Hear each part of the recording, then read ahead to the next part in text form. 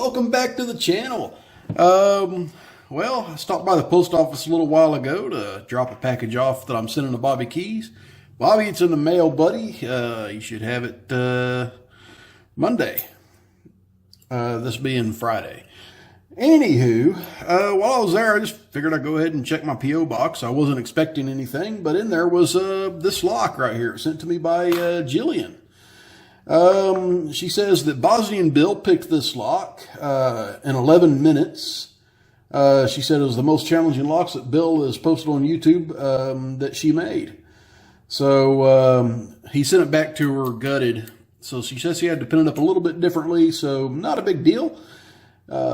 She recommends using a 23 thousandths pick, and she says the springs are the same insane springs that was in it when Bosnian Bill picked it. So, well, let's see if we can get into it. She recommends I use a 23 thousandths pick. Well, I think I probably just use one of my homebrew picks because she says something very high grade. And my homebrew picks are, to me, they seem like they're stronger than any of the 301 stainless picks out there for sale. So we'll give that a try. But here's our key. A lot of lows in the front and some highs in the back. I vaguely remember this lock. I think it was a couple of months ago. But I think it's a 7-pinner. So we'll see what we can do. I want to use this guy right here, one of my old trusties. A 50 thousandths pry bar, which that is not. Notes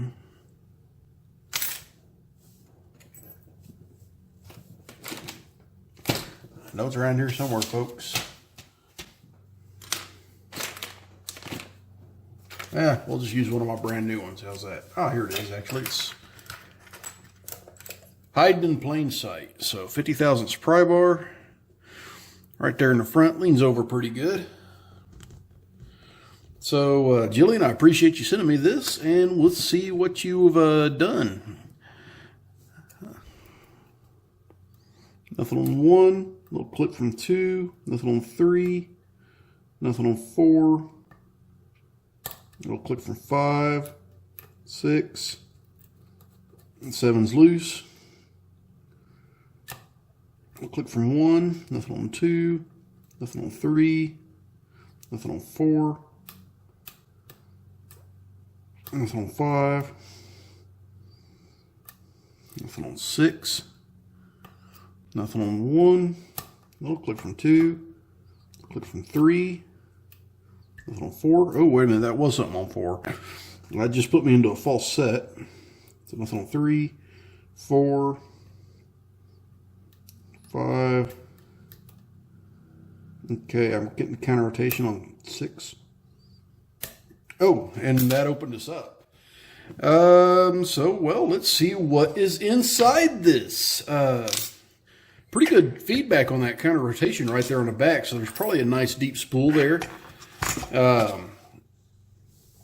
But this isn't my first attempt at picking this.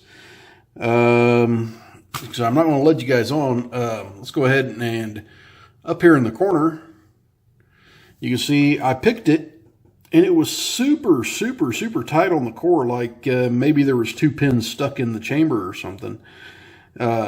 So I tightened it back up, stuck it back in the vise, and started this video. So we'll see. But both times right around 3 minutes or so. So let's go ahead and see what we got.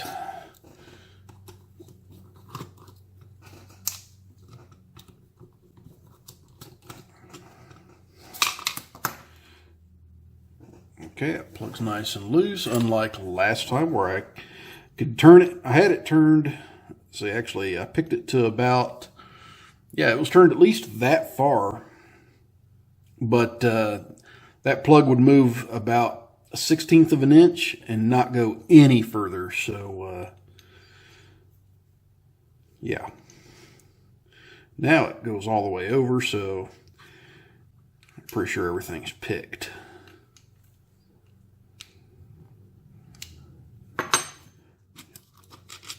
And I'm probably being an idiot trying to do this without shimming it, so let's shim it.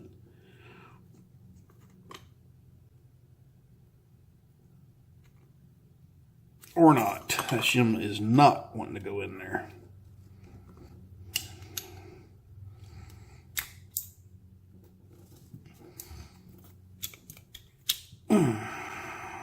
That was interesting to get out. All right, so I do see 7 chambers. So let's take a look at these pins. I did put some, okay, I got 2 pins there. I did put a little bit of lock lube on here.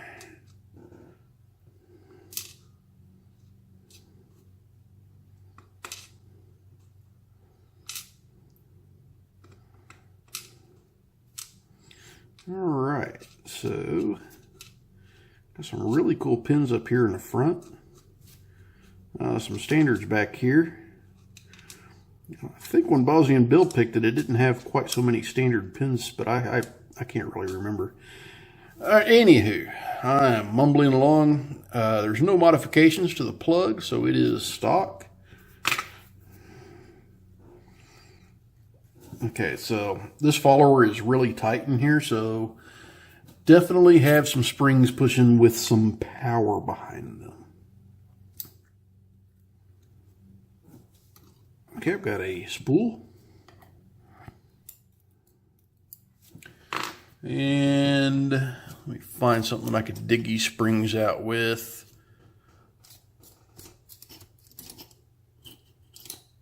That might work.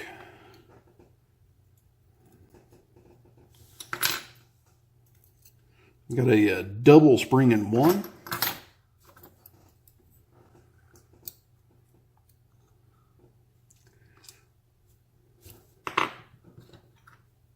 The spring's kind of down in there.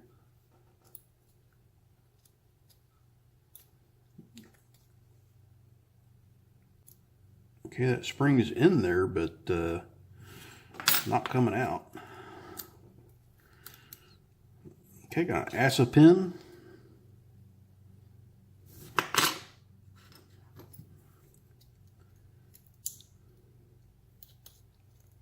I think we got the same story on the spring there. I might have to take the top off this lock to get those springs out. Oh, what in the hell just happened? I was pulling up on this pin, and this pin shot out of somewhere. I didn't see any springs come out with it. So I don't know what was going on there.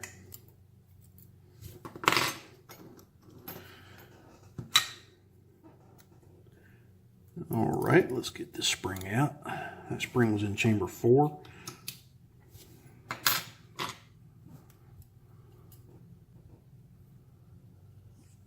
Actually, I think I know where that pin came from now. I may have pulled that back a little bit too far. That may be the pin from chamber 5.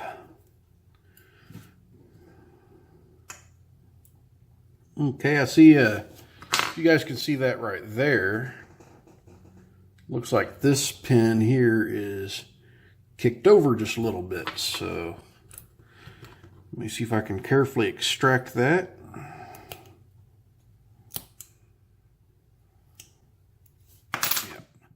T-pin just kind of hung up a little bit. So that was 7. Looks like the spring got mangled just a little bit there. So that spring must have come around that T-pin and got caught up a little bit. But there's our spring. You see that little tear on the end of it there.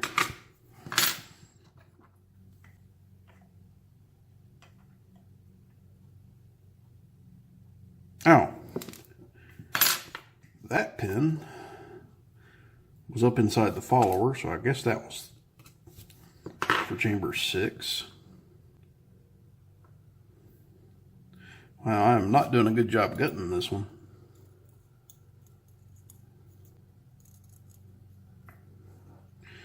That was a double spring there.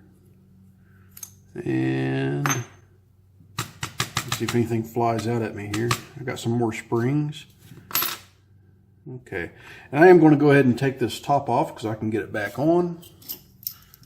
Let's see if there's any more springs stuck in there.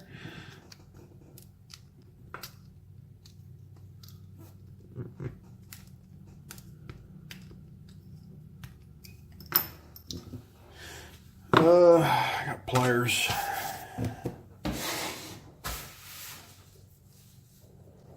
Probably where they're supposed to be.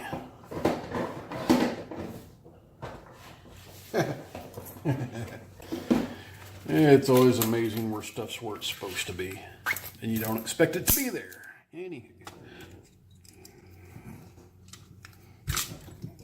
Okay. Yep, I do have a spring stuck in chamber 3. So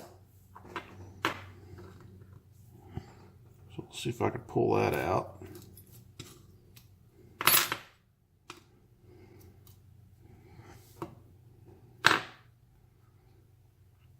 And I might have something stuck in chamber 2.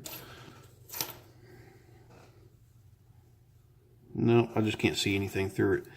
So one of these guys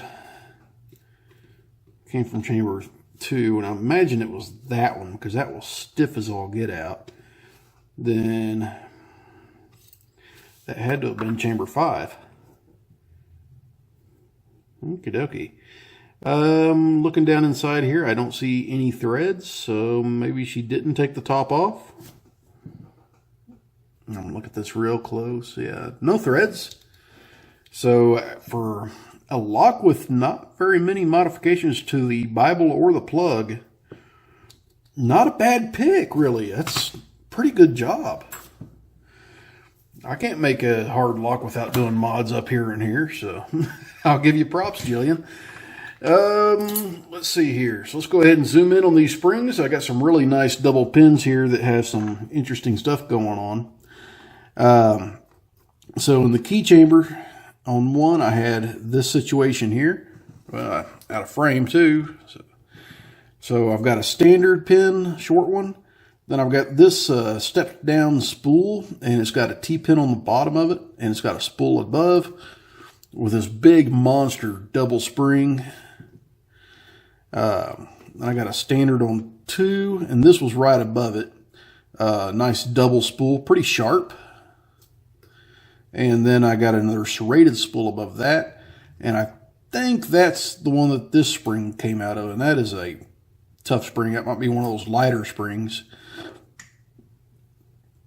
And then I've got a standard, and this little wafer here, that was in the chamber on 3 with a ASA pin, and these ASA pins are great fun to pick. They give you very little feedback, and these very sharp edges get caught up on everything, so they're great to see in a challenge lock.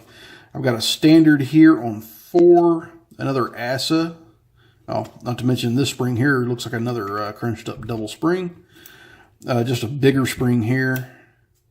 I've got a standard in this chamber. This chamber's all standard with a little bitty short spring. I think that's the way that was. Jillian, if I got any of this wrong, because this is a little bit of a nasty gutting, just go ahead and let me know in the comments, and I can get it put back together for you the right way. Anywho, let's see here. This is a really nice pin here, guys. Let me give you a little bit of detail on it. Focus. There we go. I'm not sure if it was in this way or this way because I never really saw it pop out, and it was just sitting down here in the inside of the follower, just like that, way down in there in the back. But really neat pin. I've got a, nice deep serration with a sharp edge, or not serration, spool. It's reduced diameter. Deeper spool here with a serration, a lighter spool here with another really sharp serration. So that's a wicked cool pin. And some more crazy springs going on right here. Standard and a T-pin. This T-pin was kind of cocked in there, so maybe when I pushed up on pin 7, it just wanted to keel over there a little bit, but also it looks like it did get caught up on this spring some too. If you guys can take a look, that spring has seen better days. So I think they got wrapped around it just a little bit, caused it to get caught up. So just a little bit on the stiff side, but it is another spring, kind of like the one that was in 2. Jillian, if it's all right, I can cut this little nip off of here when I put it back together. Focus. I got this little nip of the spring off here, put it back together like that. Shouldn't affect the picking of it very much, but yeah, this is a great lock. So that's Jillian's Rush Rhees Challenge version 2. Thank you very much for sending it. I wasn't expecting anything. I greatly appreciate it. And, well, it's great fun. So everyone, please stay safe. Don't do anything illegal. Please like, comment, and subscribe. And if you get one of Jillian's locks, you're in for a treat because some really nice pins going on in there. Oh, and finally, if you're out in the wild and you see a lock and it's not yours, do not stick a pick in it. I can't believe I almost forgot that. What's wrong with me, folks?